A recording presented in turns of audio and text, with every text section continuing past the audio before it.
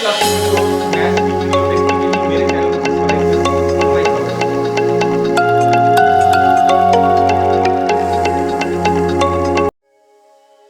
Hello बच्चों, मैं Rishabh Agarwal target 100 की ओर से आपके सामने आया हूं फिर से।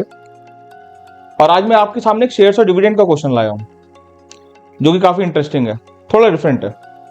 चलिए देखते हैं। अ man invested 31,200 rupees in 5% x rupees share.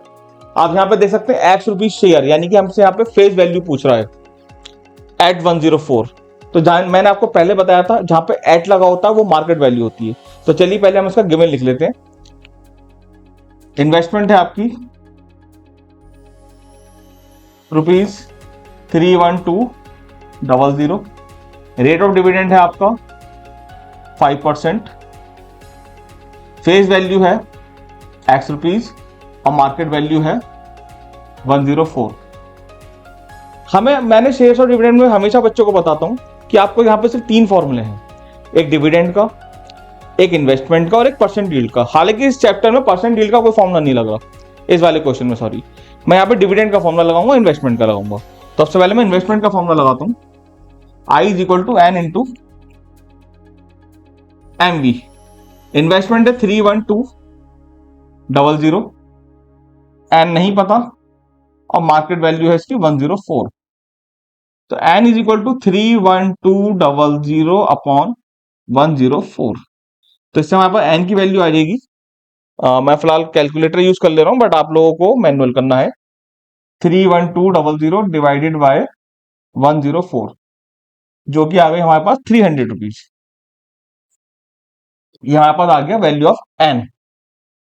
अब हमें लगाना है इसमें डी फॉर्मूला, मतलब डी का फॉर्मूला डिविडेंड का, एन आर एफ अपॉन 100।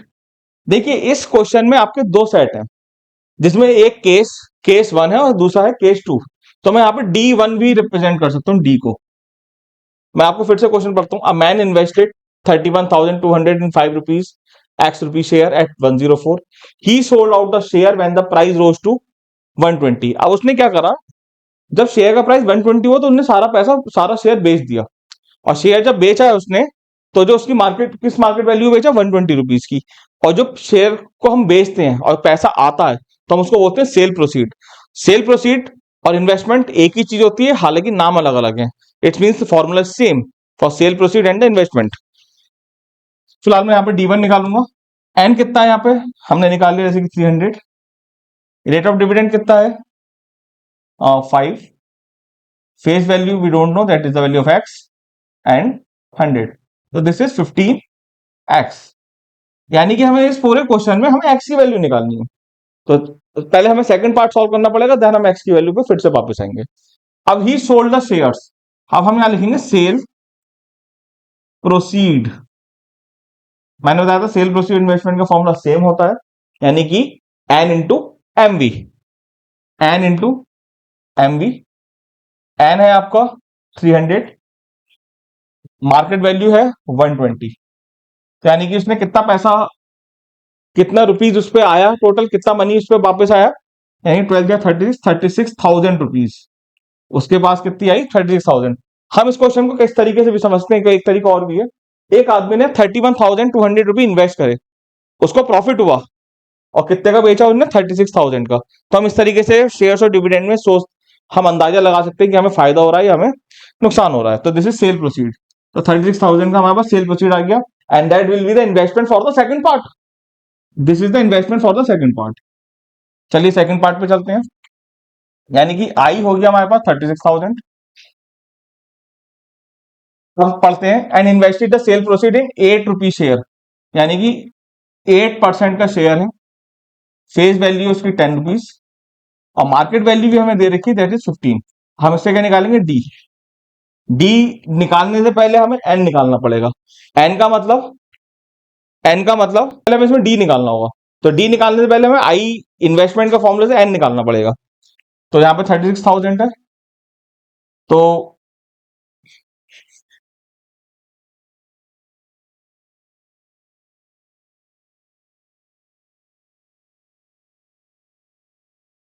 और मार्केट वैल्यू है इसकी 15। तो n is equal to 3 6 upon 15. 13 2s are 13 and 15, sorry, 15 2s are 30 and 15 4s are 60 and 20 as it is. The number of shares are 2400. So this is the number of shares for the second case. Then we will find out the D2, that is dividend to and RF upon 100. So 2400 into what is R? R is we have given, that is 8. What is F? F यहाँ पे हमें भी given है, that is 10 upon 100.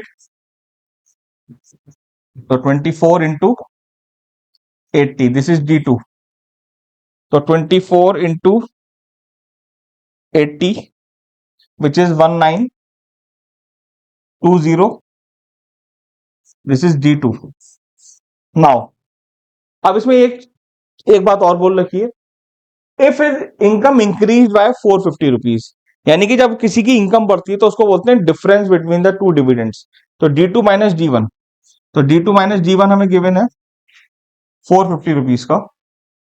D2 हमें पता है कितनी है, 1920 माइनस D1 450. तो D1 इससे कितना आ जाएगा, 1920. देख सकते हैं D1 उधर जाएगा, 450 इधर आएगा, माइनस 450. तो मैं इसमें माइनस कर देता हूं, कितना, 450. तो 1470. This is the value of D1. But हमें तो x निकालना है पूरे क्वेश्चन में. आप देख सकते हो हमने फर्स्ट पार्ट में हमने D1 की वैल्यू थी 15x, तो मैं D1 की आगे क्या लिख दूंगा, 15x. तो 15x इज इक्वल टू 1470. तो x आ जाएगा 1470 अपॉन 15, यानी कि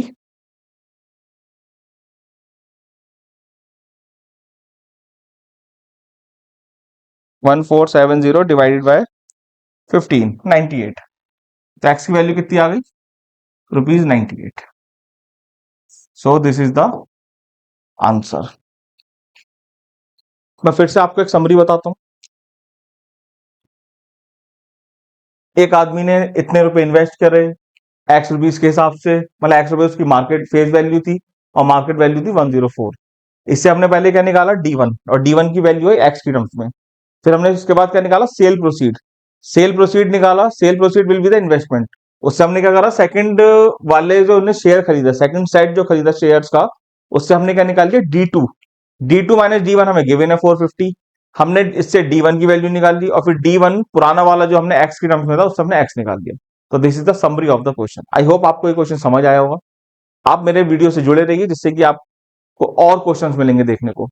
तो शेयर्स और डिविडेंड के बहुत सारे क्वेश्चंस आएंगे और वो आप प्लीज वॉच करेंगे, तभी आपको रिजल्ट मिलेगा. और रिजल्ट के लिए ही हम लोग वीडियो देखेंगे और रिजल्ट के लिए हम लोग पढ़ेंगे. Thank you and have a nice day. तो 10th क्लास की वीडियोस, मैथ्स की वीडियोस देखने के लिए मेरे चैनल को सब्सक्राइब करें और लाइक का बटन दबाएं. Thank you. ताली हो जाए.